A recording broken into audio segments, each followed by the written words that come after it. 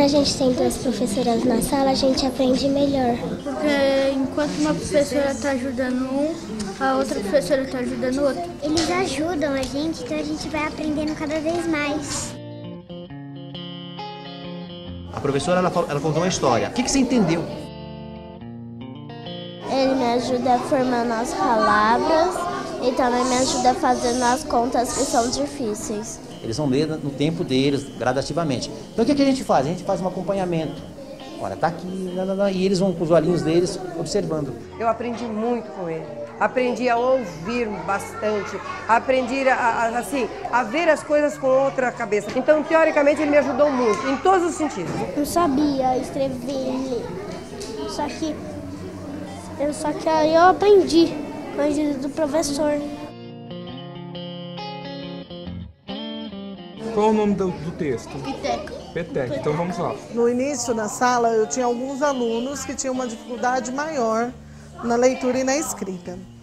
Então eu precisava dar uma atenção maior para eles, mas eu não conseguia mediante as outras atividades que eu precisava desenvolver. Ela ensina a gente a fazer as lições. E se o professor Wallace não vier até a mesa, a professora vem até a mesa para ajudar a gente. Os alunos que eu ajudo em sala de aula são aqueles que são alfabéticos.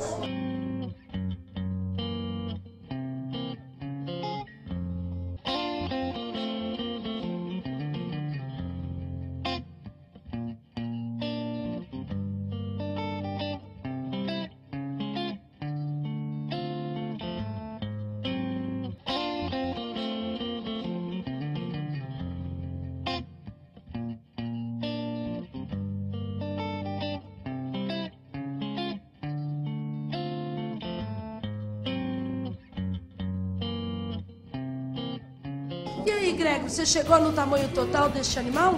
8 metros e 10. Ela ajuda muito. Se você está com problema de ler, ela vai te ajudar a ler. Eu apresento novas propostas que podem auxiliar o aluno. Eu acho que ela é uma parceria que vai trazer mudanças para as novas gerações. Eu ajudei minha avó. Ela tinha que tomar um remédio, aí eu ajudei ela a ler. Minha mãe acha que é bom.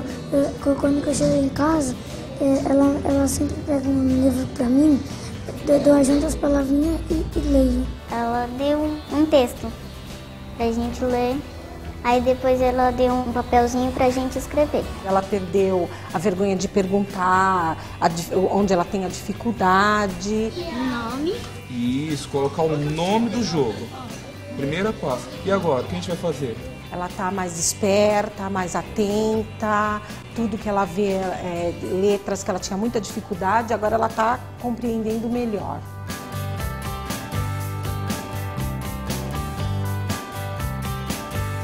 Eu fico mais segura com os dois professores na sala de aula. Tudo que acontece em sala de aula é registrado e discutido na faculdade. Eles conseguem observar em sala de aula a concepção teórica de cada professor. Isso é muito rico, porque volta para as nossas reuniões e nós conseguimos discutir, montar algumas estratégias para intervenção, até mesmo com o professor da sala. Outra contribuição que trouxe diretamente para a gente é a criação de um programa de iniciação à docência, em que a gente faz um encontro anual, onde os alunos apresentam as suas pesquisas. Então foi trazendo muita contribuição para os cursos de letras e pedagogia nas universidades.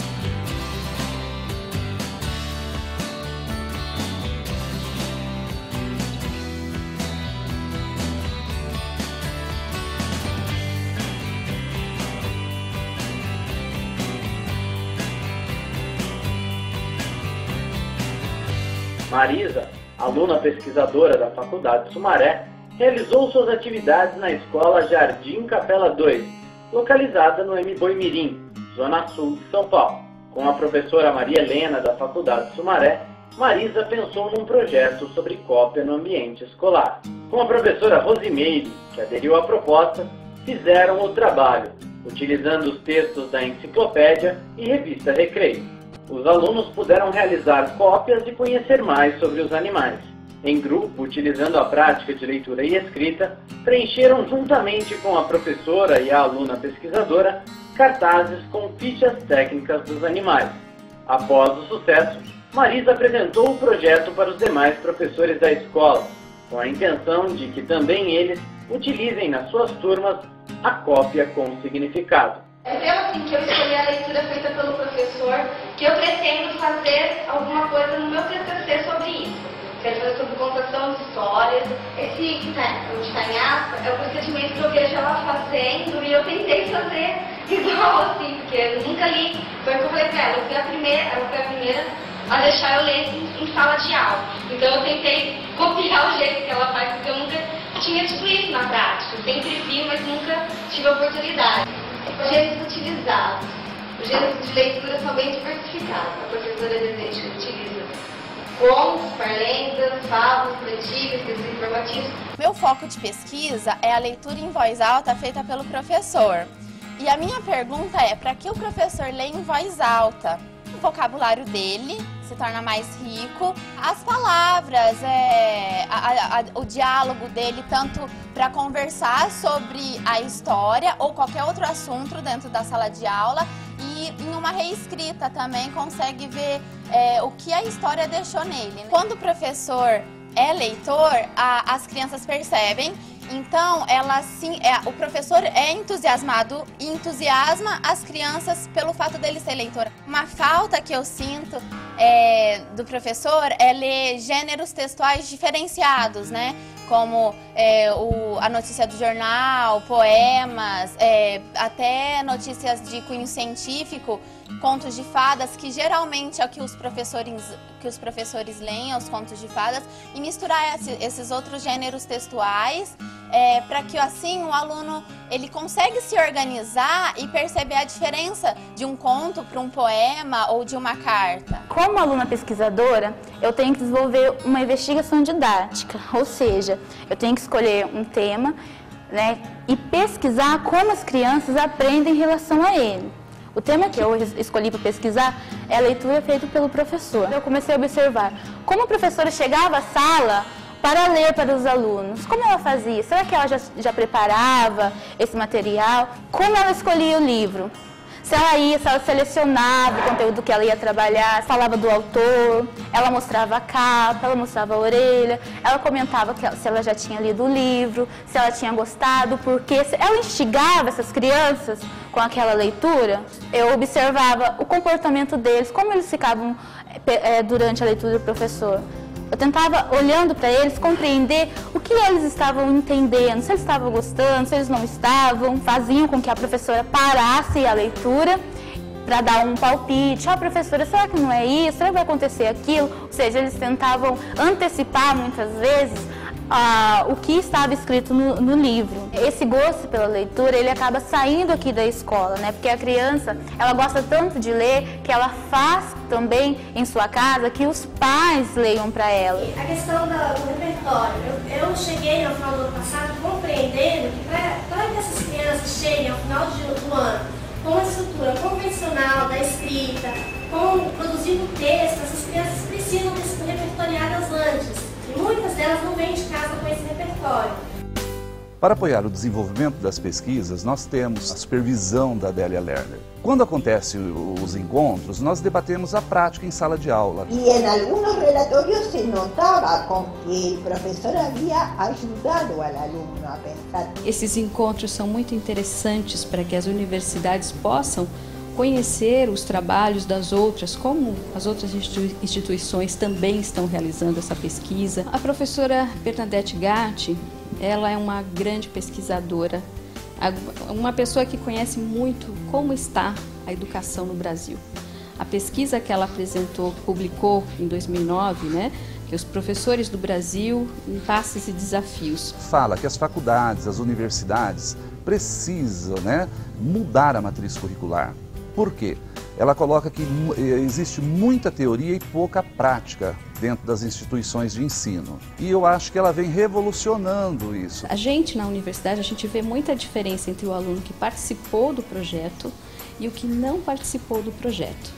A vivência que o aluno que não participou do projeto tem com o estágio tradicional é muito mais limitada, porque ele não vivenciou efetivamente a escola. Se eu estou pensando na formação de um profissional que sabe fazer, sabe pensar, sabe escolher, tá certo? Mas não saber fazer é muito complicado.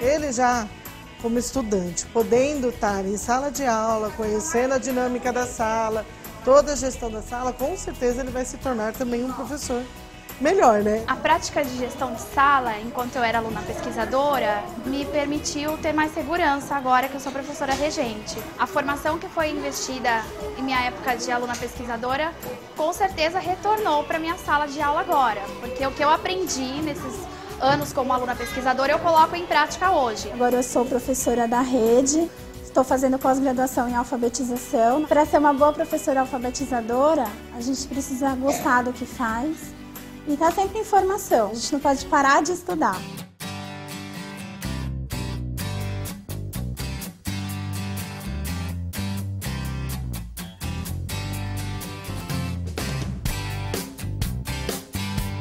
O resultado dessa pesquisa, com 91% de aprovação, me deixa muito feliz, como professora orientadora, por estar contribuindo para a melhoria do ensino. Eu acredito na veracidade dessa pesquisa porque eu vivencio isso. Entramos no Bolsa Alfabetização por um ideal, por acreditar que efetivamente iria trazer benefícios à educação. Só apresenta que o projeto está dando certo, que está contribuindo no processo de alfabetização das crianças. Ela me chama de escritor, porque eu escrevo muita palavra.